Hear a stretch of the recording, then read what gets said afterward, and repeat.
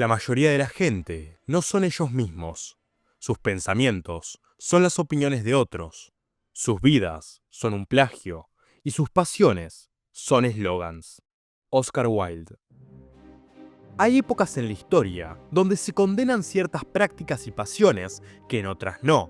A menudo ocurre que de la cancelación se pasa completamente al otro extremo, a la reverencia y a la promoción casi propagandística de estas prácticas. Desde hace ya varios años que el grueso de la gente ha aceptado a los homosexuales. Hace bastante ya que esas luchas por la aceptación social han quedado atrás, por lo menos en la mayor parte de Occidente. Pero en esta época de evidente narcisismo y victimismo colectivo, ha habido un renacer de la lucha por los derechos de los LGBT y el resto del abecedario, como estos activistas se autoproclaman. Es interesante cómo en esta época de máxima aceptación a los homosexuales, este movimiento ha tenido un nuevo pico, y al desgastarse la lucha por la aceptación de los homosexuales, se ha pasado a otros grupos. Parecería que para muchos, estar siempre en el foco es una necesidad. Como se ha dicho anteriormente, de la cancelación se ha pasado a la promoción prácticamente. Algo que no creo que beneficie a nadie que no tenga intereses políticos y ansias tiránicas. Sobre este punto hablaremos más adelante, pero antes vayamos a una pregunta un poco absurda, pero que vale la pena analizar para tener más perspectiva sobre estos temas. ¿Está bien ser homosexual? La respuesta es que no. Muchos pensarían que de a primeras esto es homofóbico, pero nada más lejos de la realidad. Para que algo esté bien o mal, tiene que ser analizado desde la moralidad. Esto nos lleva a preguntarnos, ¿cuáles son los dominios de la moral? Bien, primero y principal tenemos que entender cuál es la esfera de lo moral. Para esto les propongo el siguiente criterio. Para que una acción entre en los dominios de la moralidad, debe haber un individuo consciente practicando la acción en cuestión. Y en segundo lugar, esta acción debe afectar el bienestar de otro individuo. Hago una pequeña aclaración. Los seres humanos basamos nuestra moralidad respecto de si ésta afecta el bienestar humano, pero no hay una cuestión intrínseca de por qué esto deba ser así, más que un proceso evolutivo de millones de años. De otra forma, uno debería basarse en una postura religiosa y dogmática, o sea, un elijo creer. En otro episodio hablaremos sobre las religiones a profundidad y cuál es y ha sido su rol en la sociedad, para bien y para mal. Volviendo al tema de la moralidad, no importa si creemos en una deidad o creemos que la moralidad es objetiva o subjetiva, personalmente considero que no es ni completamente una ni completamente la otra. Para mí es de desarrollo. Pero eso es arena de otro costal. La mayor parte de la gente está de acuerdo que la moralidad se basa en si un acto afecta el bienestar de un individuo, para bien o para mal. Para ejemplificar si algo cae en la esfera de la moralidad, pongamos un ejemplo bastante burdo y absurdo. Respirar. Respirar es algo que todos estaríamos de acuerdo que es beneficioso para el bienestar de un individuo, por ende cumple con uno de los puntos. ¿Pero es un acto consciente? Claramente no. Por ende, respirar no es un acto que pueda ser juzgado en la esfera de la moral. Eso no significa que sea algo inmoral, más bien es amoral.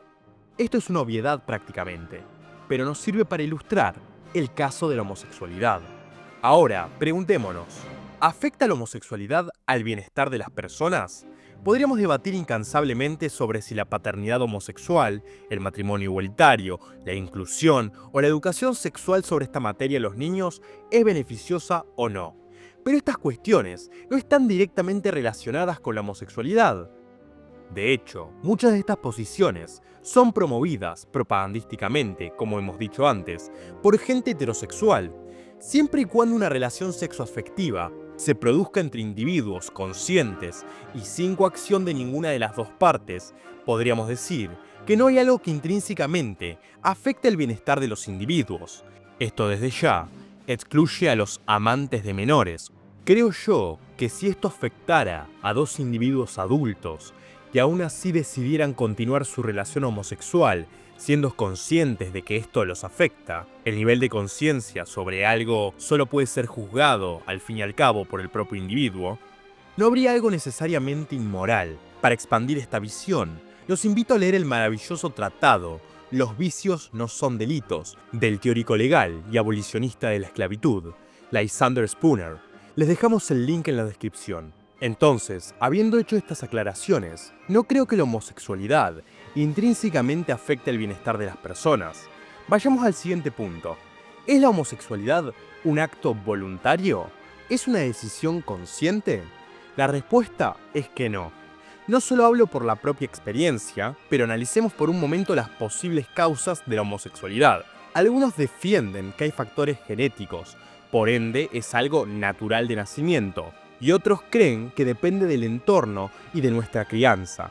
Indiferentemente de la posición que uno crea correcta, personalmente creo que son un poco de ambas, la homosexualidad no sería un acto consciente. Incluso las cuestiones más banales, como nuestro gusto musical o artístico, que no son naturales, no son algo que podamos decidir conscientemente. Uno no debería ser juzgado moralmente por estos gustos. Por ende, la sexualidad de los individuos no debería ser juzgada en la esfera de la moral. La sexualidad es una cuestión personal e individual. No tiene por qué una institución meterse en eso por la fuerza. Por esa razón, no creo en el casamiento civil ni nada de eso. ¿Por qué el Estado tiene que reconocer la unión de dos personas que se aman? Si ellos dos lo reconocen, ya es suficiente. No tiene que venir un tercero a validarlo, y menos por la fuerza. Tampoco me gusta la politización y moralización de la sexualidad. Algo que escapa de nuestro control consciente. No puede ser moral. Decir que está bien o mal ser gay es como decir que está bien o mal ser negro. Es algo que simplemente es. Escapa de nuestro control. Nadie decide eso. Nadie elige ser homosexual, o negro, o asiático, o otras cosas más. Por eso, yo no siento orgullo de cosas de las que no soy responsable. Me parece bastante narcisista eso de sentirse orgulloso de la sexualidad de uno, siendo esta una cuestión inconsciente. Algunos argumentan que las marchas del orgullo son en conmemoración por todos los años de lucha y esas cosas. Supongamos eso. Yo no luché. Yo no voy a festejar los derechos que tengo frente a una institución, el Estado, la cual yo considero de base inmoral, porque es coercitiva y antiética. Yo estoy del lado de los verdaderos luchadores por los derechos de todos los hombres y mujeres a la libertad de toda opresión estatal. Que el Estado me dé el permiso de amar a un individuo, a mí me da igual. A lo largo de la historia, en diferentes tiempos y lugares, la homosexualidad fue perseguida y castigada. Eso es algo que pocos discuten.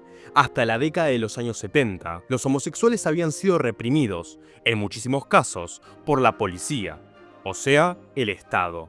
Eran pocos los establecimientos que acogían a las personas abiertamente homosexuales. Los que sí lo hacían eran generalmente bares, aunque sus propietarios y administradores raramente eran gays. Las redadas policiales en los bares gays eran algo rutinario durante la década de 1960, pero una de ellas pasaría a la historia. Los agentes de la policía perdieron el control de la redada en el Stonewall Inn y atrajeron a una muchedumbre, provocando que se rebelasen.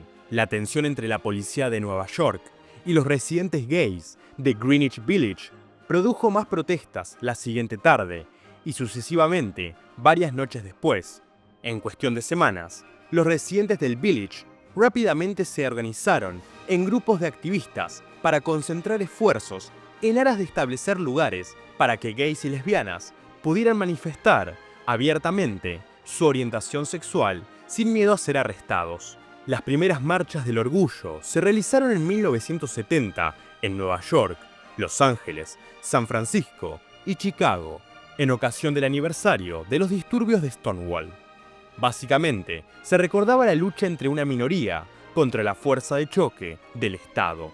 Si bien es verdad que un grueso de la sociedad veía a los homosexuales con disgusto y como enfermos, luego de los disturbios de Stonewall, varios grupos de homosexuales decidieron hacer marchas para combatir los prejuicios de un grueso de la sociedad. Tenemos que salir del espacio público y dejar de sentir vergüenza. De lo contrario, la gente nos va a tratar como freaks, solían decir. Para sorpresa de muchos, las primeras marchas eran muy diferentes a las actuales. No había hombres en poca ropa, haciendo gestos obscenos y siendo promiscuos, sino que eran grupos de personas vestidos normalmente para demostrar que su sexualidad era un aspecto más de su vida y no los convertía en freaks. Evidentemente, esto funcionó, y durante las sucesivas décadas, cada vez más personas aceptaron a los homosexuales como miembros civilizados de la sociedad. Pero no pasó mucho tiempo hasta que la izquierda reaccionaria y grupos de inteligencia estatal se metieron en estos movimientos para politizarlos a más no poder y extender esta honesta lucha por la aceptación social a unos movimientos con fines políticos partidarios y a la larga estatistas, lo que vemos ahora. Es verdad que desde hace un tiempo ya, la sexualidad se volvió una arena de lucha política en donde la nueva izquierda ha utilizado las ideologías de género para llevar a cabo sus agendas, y la derecha ha respondido, en algunos casos, con conservadurismo y tradicionalismo. Me parece desde ya asqueroso volver un aspecto individual y privado un arma de lucha política para defender a uno u otro político. Muchos homosexuales y transexuales son captados por estos discursos de integración y victimismo que enarbolan muchísimos grupos políticos. Ahí está la trampa. Estos individuos terminan siendo idiotas útiles, herramientas de políticos para llevar a cabo sus agendas políticas liberticidas para con todos los habitantes de un territorio. Y aunque ellos, los homosexuales politizados, no lo vean, o mejor dicho, no lo quieran ver, sus libertades más básicas también serán atacadas cuando estos políticos consigan sus objetivos. Es por eso que invito a todos los homosexuales y transexuales que lean e investiguen a los autores que nombré a lo largo del video, que abran sus ojos al verdadero enemigo de la libertad sexual, el Estado. Siempre que la homosexualidad fue prohibida o castigada, lo fue gracias a un Estado que lo llevaba a cabo.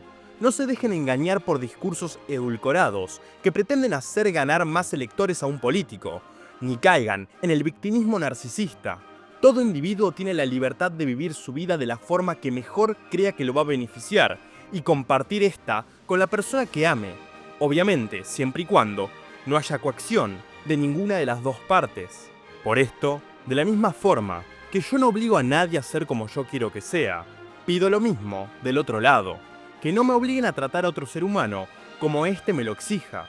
Probablemente la mejor y más ética forma en que los transexuales y otras disidencias sexuales sean tratados con respeto y decencia no sea obligar por ley a que sean tratados como ellos quieren, sino a través de pedirlo con respeto.